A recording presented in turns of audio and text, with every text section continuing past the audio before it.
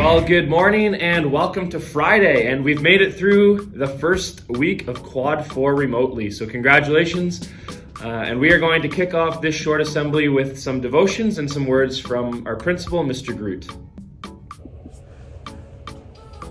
Well, here we are, the end of the first week of Quad 4, and we're online again. Back in the 70s, when I had hair like this, kind of wild and crazy and Afro-like, there was a song called Alone Again Naturally. And I know that some of you feel that. I know that I feel that when I look at the school and I just see the emptiness there. But I'm reminded of something else, and that is, as Christians, as students at TD Christian, we're not alone. We are with and supported by a God who knows every single one of our needs. And I want to share that from the Sermon on the Mount, which is where our verse from this year comes from. I want to share it from chapter 6, and I have it just over here. And this is a passage that comes up over and over again. So don't worry about these things. Easy to say, hard to do. Saying things like, what will we eat? What will we drink? What will we wear? How will school happen? What will it be like being online again? These things dominate the thoughts of unbelievers. But your Heavenly Father, our Heavenly Father, already knows your needs, our needs, my needs. Seek the kingdom of God above all else and live righteously, and He will give you everything you need. That's an incredible promise, and every day I try to get up, do my exercises, my workout, I pray, and I say, Lord, give me what I need for today. And that's what the end of chapter 6 of Matthew says. So don't worry about tomorrow, for tomorrow will bring its own worries. Today's trouble is enough for today. But today's joys are enough for today too. And I pray that you may find joy and hope and goodness in every day. Some flicker, some goodness in it all. Because we are not alone, again, naturally. We're with God and He is with us. So bring on the passion, wonder, and awe. I wish you a grand and great semester, and I pray that we might be back again before the end of this quadmester. Caught my error there. Let's pray. Thank you, Lord, for being with us no matter what. Help us to cling to you as our guide, our Savior, and our Lord. And as we examine our lives, as we are concerned about things, as we worry, as we struggle, as we see joyful things, as we share things online, and together we might see your goodness and your graciousness and your hope. I pray, Lord, for every single student in this school, for the teachers, for the staff, for parents, for homes. We pray, Lord, for this world and its needs as well, because there's so much need in it. We pray, Lord, for the governments, for the leaders, for the frontline workers. We pray, Lord, for those who are experiencing much pain and loss because of COVID, where there's COVID in their family or there's been repercussions because of it.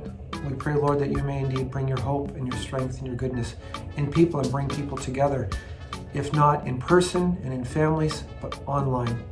We pray, Lord, that you may bless this quadmester, bless us in our journey, and help us to always seek your will, for you have given us the instruction that we live one day at a time, following you.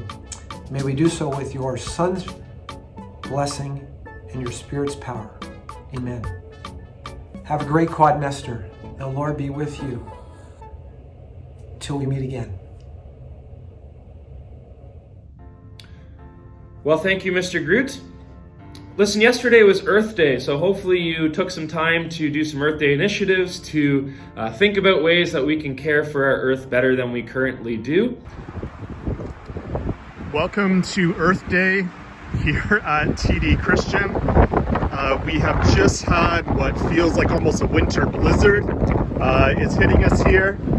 And in honor of Earth Day, we are going to bring back our e-block segment with Mr. Freeman, and he's going to share with us a little bit more about composting. Mr. Freeman, take it away. We're looking at backyard composting and how you can make your own soil or compost out of fruit and vegetables that you have and different discarded items, from coffee grinds to tea bags, etc., even some eggshells here.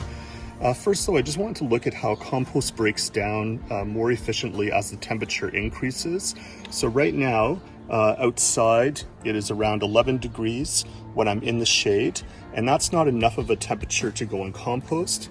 So often our outdoor composters are purposely a black color so they absorb any heat from the sun. So the actual plastic here is around 17 degrees. And if I just go and check the temperature of the leaves that are on top of my compost, those are only at 15. But the actual compost inside right now is going up to around 24 degrees. And that's because if you look right down in there, there's actually a whole bunch of worms and other decomposers that are working away at this. They generate heat, and the heat naturally increases as the different organics break down. So I'm gonna go and just add various fruit and vegetable scraps I have kind of to the middle of the compost pile, which will give the worms and potato bug, roly-polies, centipedes, all that some more nutrients and food to be able to break down. And then these leaves that are on top here act as an insulating layer and a very important carbon source too. So if you just go and have the fruit and vegetable scraps, you're gonna have too much of the other nutrients. You need 50% carbon organics, like leaves, etc., wood chips, shredded paper, coffee grinds, etc., to help balance that out. So now we'll put the lid back on, and rather than buying soil from the store, we can produce soil on site using leftover organics that we have. Well, thanks, Mr. Freeman. Another thing that we've got going on at school are our relay days. So a couple weeks ago, before the spring break, was Pink Day in honor of breast cancer awareness. And yesterday, many of you, staff and students, participated in the colon cancer and prostate cancer awareness day, which was wearing blue. So we're gonna look at a few of the pictures from the last 2 days, the last 2 relay days, and I also wanna make sure that you are aware that Relay for Life is still happening. And despite the fact that we are online right now, there is a team of students dedicated to making it happen. We're meeting today to see how we can make it work for us here at TD, even though we are online. So stay tuned for lots more info on there and our big relay rally that's coming up in a couple of weeks.